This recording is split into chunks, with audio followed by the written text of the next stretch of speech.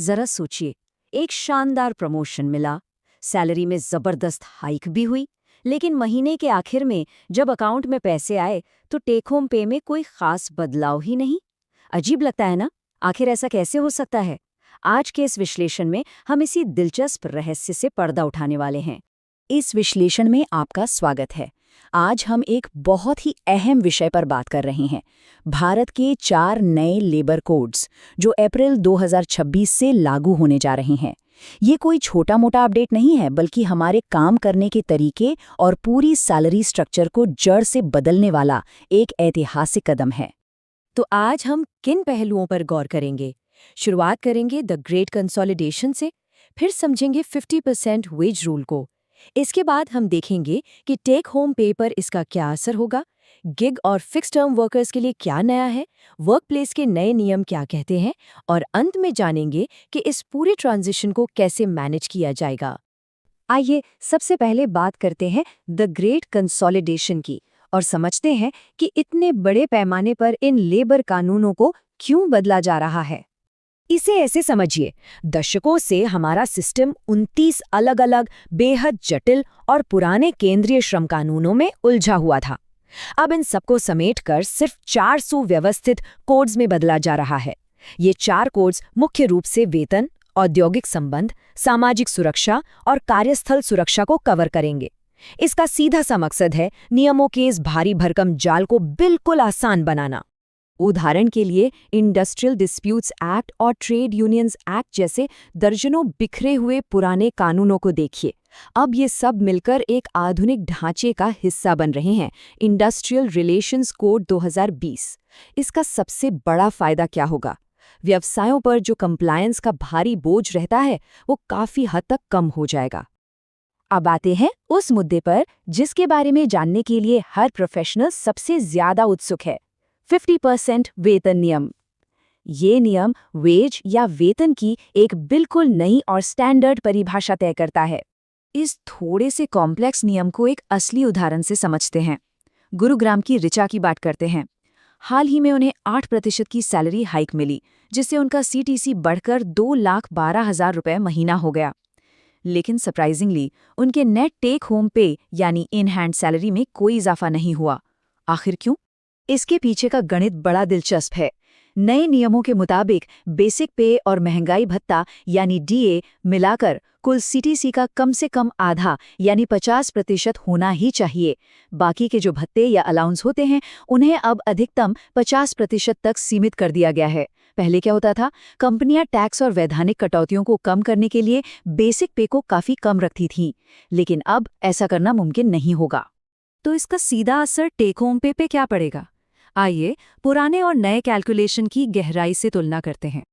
मान लीजिए किसी का सीटीसी 10 लाख रुपए है। पुराने स्ट्रक्चर में बेसिक पे शायद 35% के आसपास होता था, लेकिन नए रूल में ये कम से कम 50% होना ही चाहिए। अब क्योंकि हमारा प्रोविडेंट फंड यानी पीएफ इसी बेसिक पे पर कैलकुलेट होता है, तो पीएफ का बेस करीब 43% बढ़ जाता है। और जब पीएफ में ज्यादा पैसा कटेगा तो जाहिर है हर महीने हाथ में आने वाला कैश लगभग 4% कम हो जाएगा। अब इस बदलाव को लेकर अलग अलग राय सामने आ रही हैं। इंटुक जैसे श्रमिक संघों ने टेक होम पे में इस कटौती पर कुछ चिंताएं भी जाहिर की हैं। लेकिन अगर हम गणितीय वास्तविकता को देखें तो आज कटने वाले इन एक्स्ट्रा पैसों का सीधा सा मतलब है कि रिटायरमेंट के वक्त एक बहुत बड़ा फंड तैयार मिलेगा।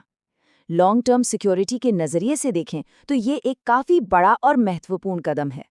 परमानेंट कॉर्पोरेट एम्प्लॉयज के अलावा अब थोड़ा फोकस उस वर्कफोर्स पर भी डालते हैं जो आज के समय में बहुत तेजी से बढ़ रही है, यानी हमारे गिग और फिक्स टर्म वर्कर्स।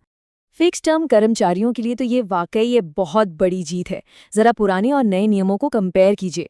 पहले ग्रेजुएटी पाने के लिए लगातार 5 साल काम करना जरूरी होता था, लेकिन नए नियम के तहत फिक्स टर्म कर्मचारी सिर्फ 1 साल की सर्विस के बाद ही बिल्कुल परमानेंट स्टाफ की तरह इस बेनिफिट के हकदार हो जाएंगे।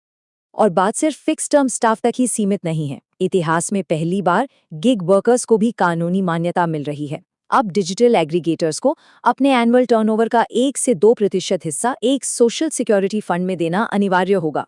इस फंड का इस्तेमाल इन कामगारों को लाइफ, हेल्थ और डिसेबिलिटी इंश्योरेंस देने के लिए किया जाएगा।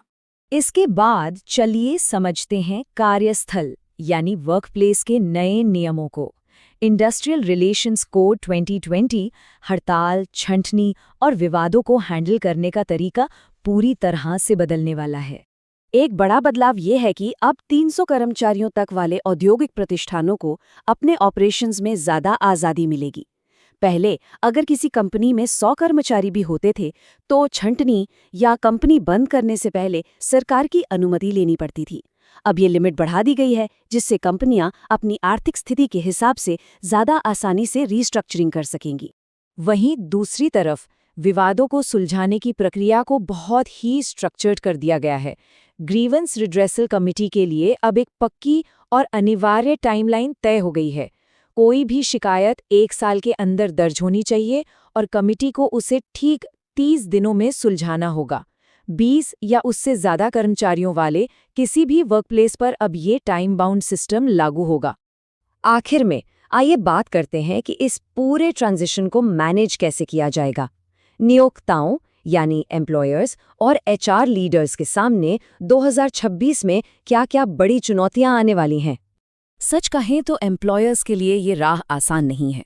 कई बड़े ऑपरेशनल शिफ्ट्स करने होंगे, जैसे छटनी किए गए हर कर्मचारी के लिए 15 दिन के वेतन के बराबर रीस्किलिंग फंड देना होगा और किसी भी हड़ताल से 14 दिन पहले नोटिस देना अनिवार्य होगा।